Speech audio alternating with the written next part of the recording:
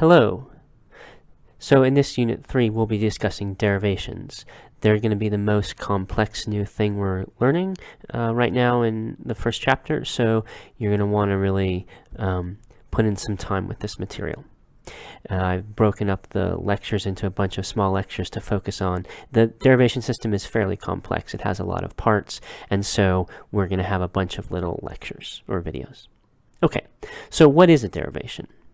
So I'm going to not talk about, I'm going to tell you what sort of the analog of a derivation is in natural language, and then we'll get into the derivation system.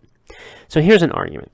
Bob is a penguin. If Bob is a penguin, Bob is happy. If Bob is happy, Bob can fly. And the conclusion is Bob can fly. So we have three claims, the three premises, and the question is, do they support the conclusion or not? Do they give us a reason to believe the conclusion? To what degree do they support the conclusion? And so how might we determine whether or not they do support the conclusion? In this case, they do, but sometimes if the conclusion was, therefore, Bob is a mountain, that wouldn't follow, and that's fairly obvious, but one might want to be able to spell out why, when the conclusion is therefore Bob can fly, we say yes, that conclusion follows from the premises. But if we say therefore Bob is a mountain, that conclusion doesn't follow.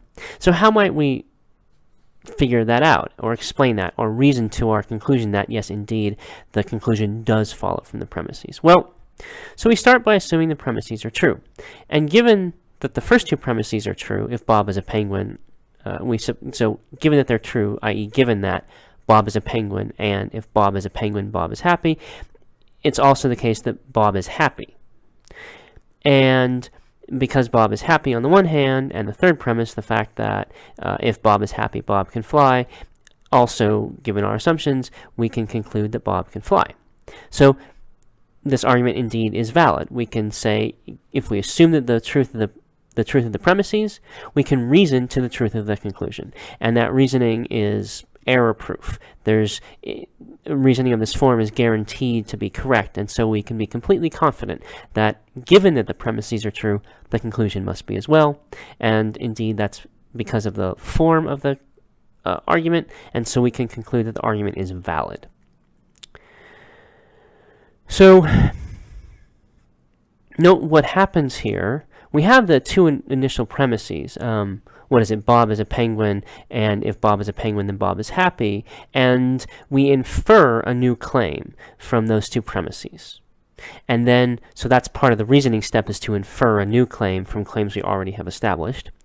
And then we then appeal to the third premise, and that thing we got from the inferring, to get yet another claim, which is in fact the conclusion, the claim that Bob can fly. So, in a derivation, we show that an argument is valid. And in this example, we took small, obvious steps to get from the premises to the conclusion in order to show that the conclusion is valid. So inference rules are the small, little, obvious steps.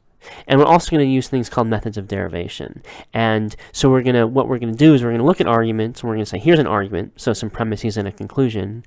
And the arguments that you're going to be asked to show that indeed the arguments are valid, and the way you're going to do that is by taking these small obvious steps and some other sort of structuring stuff that we'll be talking about later to show that yes, indeed, the argument is valid. Yes, indeed, if the premises are true, then so is the conclusion, in virtue of the logical form of the argument.